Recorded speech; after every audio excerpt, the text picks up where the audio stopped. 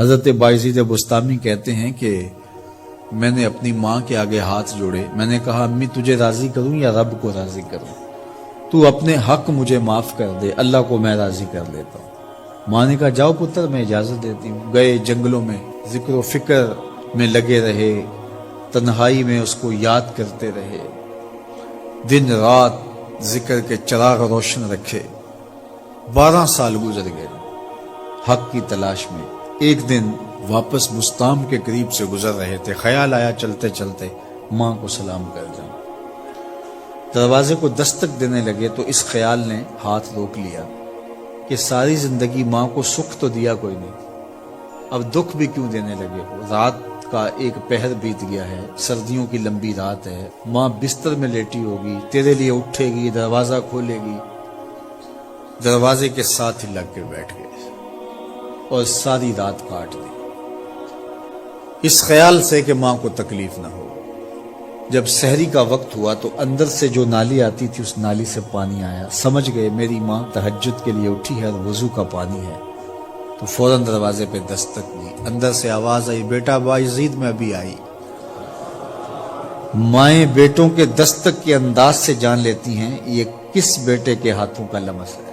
12 سال کے بعد آئے، دستک دی، کہا بیٹا بایزید میں ابھی آئی۔ ماں کی تو نگاہیں ہی دروازے پہ رہتی ہیں۔ اللہ اکبر۔ کہتے ہیں کہ ماں نے دروازہ کھولا، 12 سال جنگلوں کی خاک چھانتے بیت گئی تھی، پراگندہ صورت، بکھرے ہوئے بال، پھٹے ہوئے کپڑے۔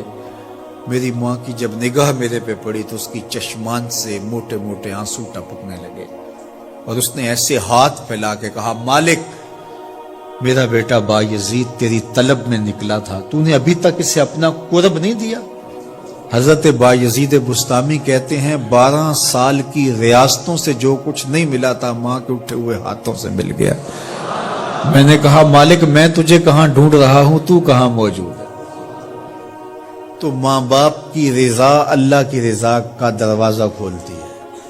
جن لوگوں کے ماں باپ ناراض ہیں اور وہ جا کے پیر صاحب کی خدمت کرتے ہیں اور میاں ماں کے قدم چومو، باپ کی ٹانگیں دباؤ، ان کی خدمت کرو، تمہارے پہلے مرشد وہ ہیں، ان کو راضی کرو، پھر کسی شیخ کامل کی صحبت میں آنا، دیکھو کیسے دل کی بند کھڑکیاں کھلتی ہیں۔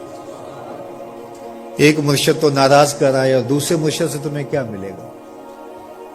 تو راستہ یہیں سے کھلے گا۔ والدین کو کبھی ناراض نہ کرو، والدین کو کبھی دکھ نہ دو، والدین کو کبھی تکلیف نہ پہنچاؤ۔